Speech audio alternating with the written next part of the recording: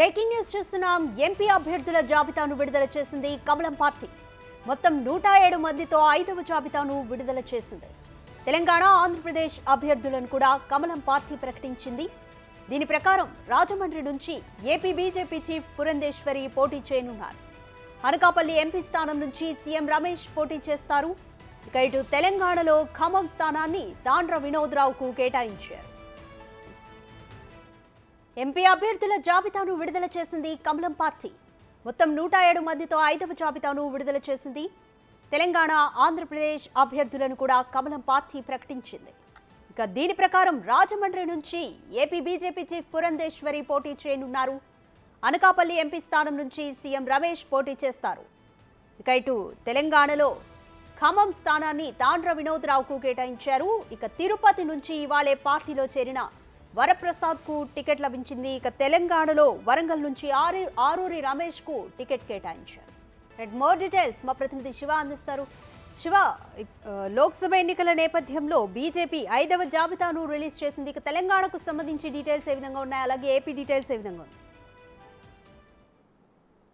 BJP Lok Sabha ఎన్నికల జాబితాను 111 మంది అభ్యర్థులతో 5వ జాబితా ప్రకటించింది. దీంట్లో తెలంగాణ, ఆంధ్రప్రదేశ్ సంబంధించిన అభ్యర్థులను కూడా ఫైనల్ చేశారు. ఇక తెలంగాణకు సంబంధించి ఏదైతే 17 లోక్సభ నియోజకవర్గాలు, ఇప్పటికే 15 లోక్సభ నియోజకవర్గాలకు అభ్యర్థులను ప్రకటించారు. ఇక ఖమ్మం, వరంగల్ కు సంబంధించి కూడా ఖమ్మం తాండ్ర వినోదరావు, అలాగే వరంగల్ కు ఆరూరి రమేష్, వీరిద్దరు కూడా వేరే పార్టీ నుంచి వచ్చి బీజేపీలో జాయిన్ అయ్యారు. వారికి ఇద్దరికి కూడా ఇక్కడ ఖమ్మం నుంచి తాండ్ర వినోదరావుకు, వరంగల్ నుంచి ఆరూరి రమేష్ కు టికెట్లు కేటాయించారు. ఇక ఆంధ్రప్రదేశ్ సంబంధించి గత కొన్ని రోజులుగా కూడా సుదీర్ఘంగా 6 రోజుల పాటు ఢిల్లీలోనే మకాం వేసి ఇటు సోము వీర్రాజు గాని, సత్యానందరావు, మరోవైపు ఇటు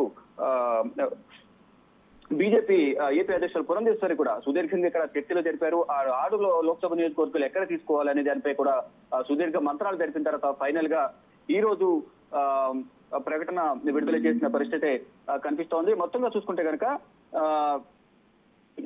ఈ 6 నియోజకవర్గాల్లో అరకు, కొత్తపల్లి గీత, అనకాపల్లి సీఎం రమేష్, రాజమండ్రి పురంధేశ్వరి, నర్సాపురం భూపేదరాజు శ్రీనివాస్ వర్మ. నర్సాపురం మాత్రం మొదటి నుంచి కూడా వైసీపీ రెబల్ ఎంపీ, వైసీపీకి రాజీనామా చేసిన రఘురామకృష్ణరాజుకి నర్సాపురం ఇస్తారని అందరూ ఆశించారు. కానీ ఫైనల్ గా భూపేదరాజు శ్రీనివాస్ వర్మకు ఇచ్చారు. ఇక తిరుపతికి సంబంధించి వరప్రసాదరావు, తిరుపతి నుంచి వరప్రసాదరావు ఈ రోజే కేంద్ర మంత్రి అనురాగ్ సింగ్ ఠాకూర్ సమక్షంలో బీజేపీ తీర్థం పుచ్చుకున్నారు. మధ్యాహ్నం 11:30కి ఆయనకు కూడా టికెట్ ముందుగానే అష్యూరెన్స్ ఇచ్చిన తర్వాత మాత్రమే పార్టీలోకి ఆహ్వానించినట్టు తెలుస్తుంది. వరప్రసాదరావు కూడా అక్కడ టికెట్ కేటాయించారు. ఇక రాజంపేట నుంచి మాజీ ముఖ్యమంత్రి కిరణ్ కుమార్ రెడ్డికి టికెట్లు కేటాయించారు. ఇక లోక్సభకు సంబంధించి మాత్రం మొత్తం 6 నియోజకవర్గాలు, అంటే ఎన్డీఏ కూటమిలో భాగంగా వారికి కొత్తలో భాగంగా ఇచ్చిన 6 లోక్సభ నియోజకవర్గాలకు సంబంధించి అభ్యర్థులను దాదాపు ప్రకటించారు. ఇక అసెంబ్లీ అభ్యర్థులకు సంబంధించి మాత్రం రేపు ఎల్లుండిలో దానిపై ఒక కీలక నిర్ణయం తీసుకునే అవకాశం కనిపిస్తోంది. ఆ అభ్యర్థులకు సంబంధించి 10 మంది నియోజకవర్గాలకు సంబంధించి అసెంబ్లీ నియోజకవర్గాల అభ్యర్థులను కూడా ఫైనల్ చేసినట్టు తెలుస్తుంది. దానిపై కూడా మరొకసారి రాష్ట్ర నాయకత్వంతో చర్చించి